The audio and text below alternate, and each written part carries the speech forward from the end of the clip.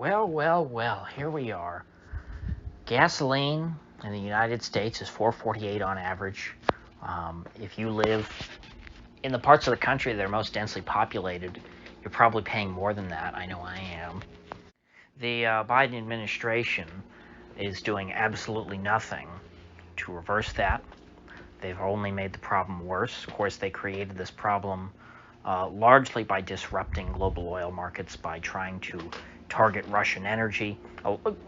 Granted, the European Union may very well have done that anyway, but the U.S. did absolutely nothing to try and talk some sense into them. They've been egging them on the whole time.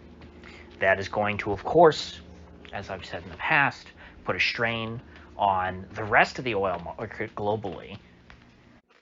And the very least the Biden administration could be doing is opening the floodgates and letting out as much oil to be pumped in the United States as possible, on the condition that that oil not be exported.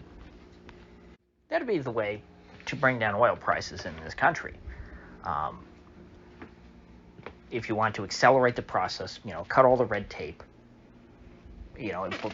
but you want to still look to your left-wing voters or whatever who are anti-oil and don't make it seem like, oh, we're just giving the oil guys a payday. You can do this and make everybody happy. It'd be an easy win. You can say to your Democrat voters who hate the oil companies, hey, we're not giving the oil companies, special deals. We're just doing this to help, America, to bring down gas prices here, the price of oil in America.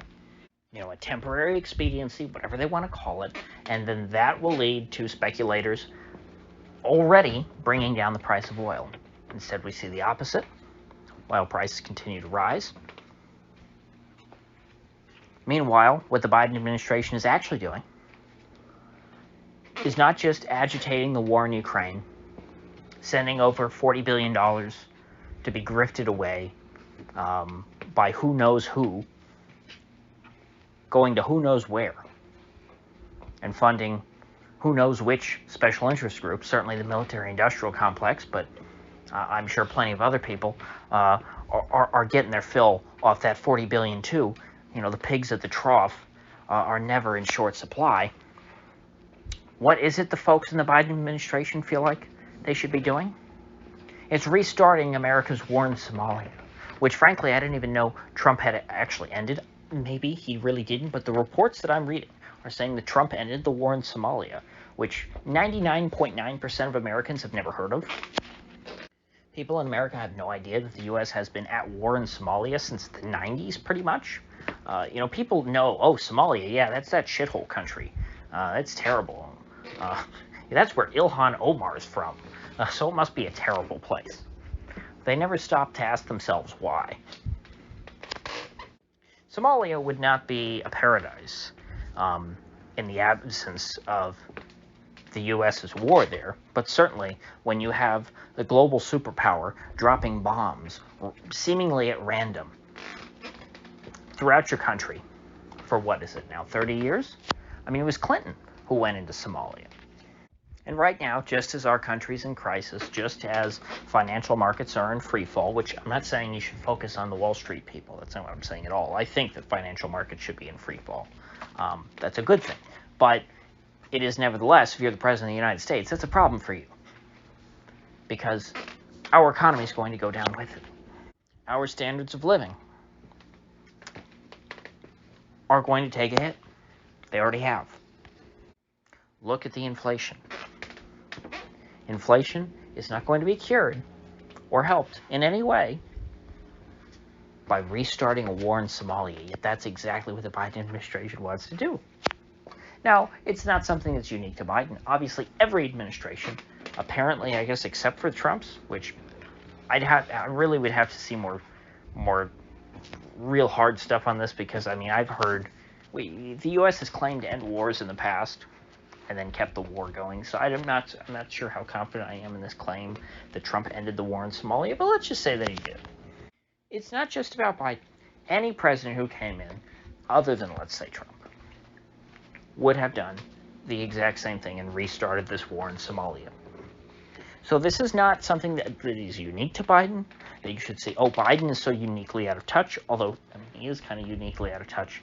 To this extent, everyone in Washington is that out of touch. This is how they think. They're far more concerned about dropping bombs on innocent women and children in East Africa, on the East African coast, than they are in how your daily life is going. You know why? Because they don't need you. You don't matter.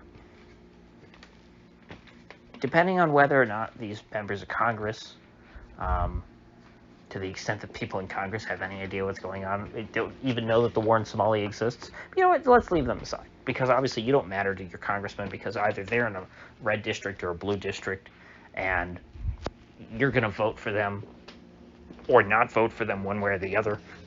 But certainly what happens in Somalia is not going to factor into your decision if you're the average voter.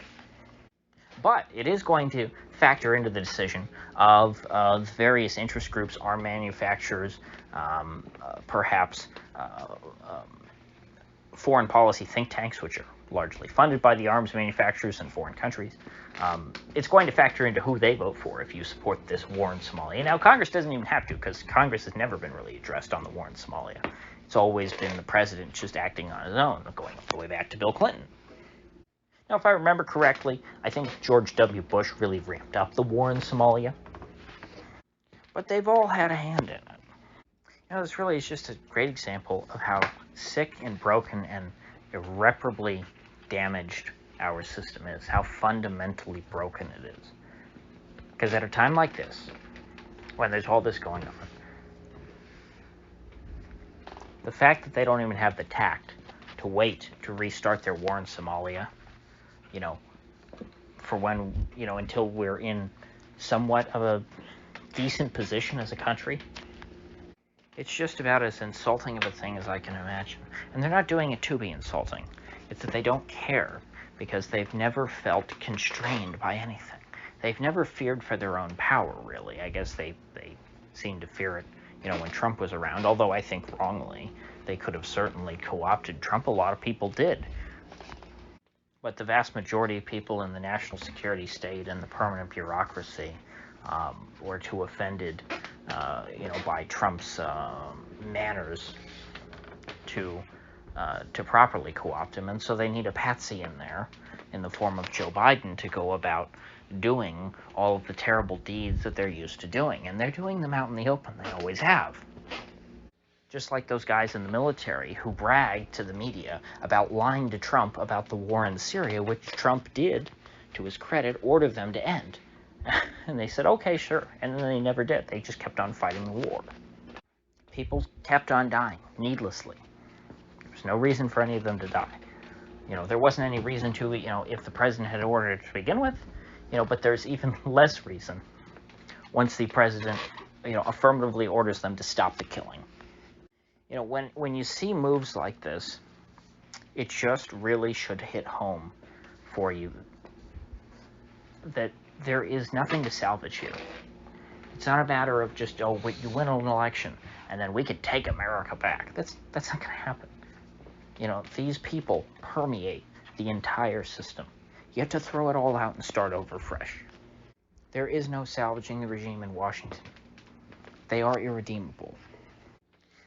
They're so sick and twisted that they've even lost their own instinct for self-preservation. They're so arrogant that they can't see just how damaging their actions are, to their own image here at home. Now, maybe I'm overestimating it.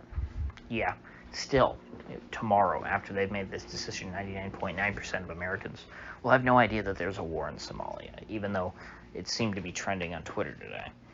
But very few people use Twitter, and the people who, maybe even today, who might be upset about the Somalia thing, they're not going to care about tomorrow. They'll forget about it by then.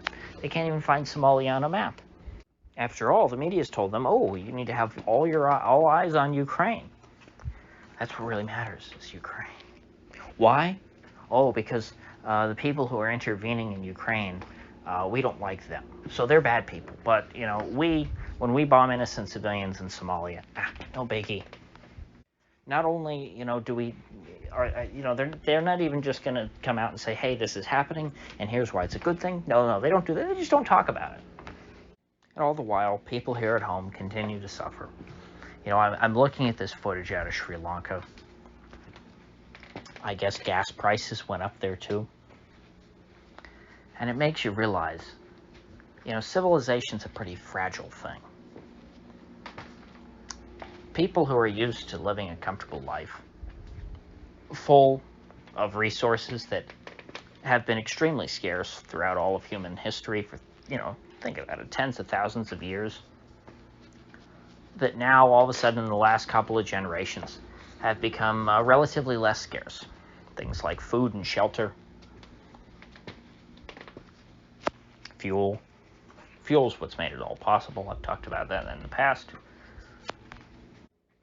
Gasoline, diesel, oil in general, coal. This is what's fueled our prosperity. As that becomes scarce, because of selfish people, because of out-of-touch people, because of hysterical people, the Greens, the bureaucrats, the Washington bureaucrats, the Russophobes, because of all these people, our fuel is becoming ever more scarce, and our prosperity is fleeting. Places that are on the edge of poverty, on the edge of starvation to begin with, places like Sri Lanka, they're going to reach their breaking point sooner. These are marginally civilized countries, and I don't mean that like in a racially insensitive sense or something like that. People want to take it out of context, say I'm calling, the Sri Lankan people are uncivilized. No, by definition, their civilization is breaking down. And I'm explaining why that is. Because they were already on the edge of poverty, the edge of starvation. And the closer people are to that edge, the easier it is to push them over. And that's what's happened to much of the Sri Lankan population. They've been pushed over the edge. And so now they're out hunting each other in the streets, trying to just mug anyone you see who might be carrying food. So don't think it can't happen here. Yes, we are the most prosperous civilization in human history. I think we can say that pretty objectively. We have more stuff. We're fatter. We're more comfortable. We've got bigger houses than anybody in human history. Yet even we could fall to the point that Sri Lanka is at now. And it can happen quickly. Resources dry up quick. Scarcity is forever. The best we can do is try and tread water and keep our head as far above the surface as possible. But if you ever quit treading, scarcity is a constant battle. You have to constantly produce more and more stuff in order to alleviate the pain of scarcity. And when fuel becomes more scarce, all of a sudden you have to work harder to produce the same amount of goods. Fuel is a force multiplier when it comes to the fight against scarcity. And so as fuel becomes itself more scarce, as fuel prices increase, we produce less, and therefore we have less that we can consume. This isn't that complicated. What is the most disappointing to me, although it's also perhaps cause for hope, is that there really are no proper Machiavellis in the American government anymore, the most powerful government on the planet has no one who really thinks in a multi-dimensional sense. They can't see beyond their immediate actions. They don't think about how what they're doing will affect the planet, the country, society, public opinion. And ultimately, that will be Washington's downfall, their own incompetence, because they will have squandered the greatest head start that you could ever imagine. The people that Robert Barnes calls the West Wing generation, the people who came of age after the end of the Cold War, when the Greatest Generation, of course, in 1991, led by George H.W. Bush, who I'm not a fan of, but certainly compared to the people who are around today, was just a much more remarkable person, a much more intelligent and well thought out person, even though I don't like him. I can still respect his intelligence, which is more than I can say for our adversaries in the American government today. And by our adversaries, I don't mean that like I'm an outsider. I am an American, but I consider myself definitely at odds with the permanent state that controls the regime in Washington.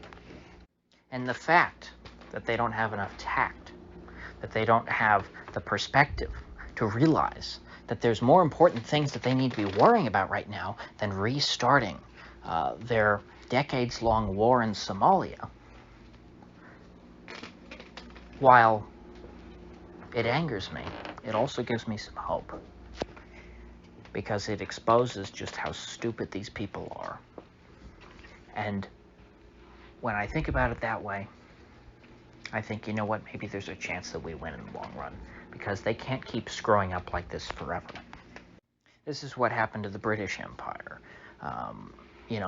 The sons who inherit the empire are never going to be able to live up to the men who built the empire. It's only natural when you've had everything handed to you. Most of the time, there are extraordinary people who can maintain it, but most of the time, you lose it, because you can't fully appreciate what it took to get there. Maybe if you were a son of a certain age when the empire was coming up and you were able to look up to your father and observe the struggles that he endured, maybe you could carry it on. But certainly, as you get further and further away, the grandchildren, the great-grandchildren, they're going to screw it all up. And that's what we've been witnessing progressively since the end of the Cold War. Every new generation that comes in of Washington elites is more absurd, ridiculous, insufferable, and incompetent than the last. And this decision, this announcement, is emblematic of that. Even when we're being told by these people, oh, you have to focus everything on Ukraine, everything, that's the most important thing in the world. Even at that time, they can't help themselves, just poking their fingers in every other potential conflict around the entire planet. So, with that said, I will see you folks back here tomorrow.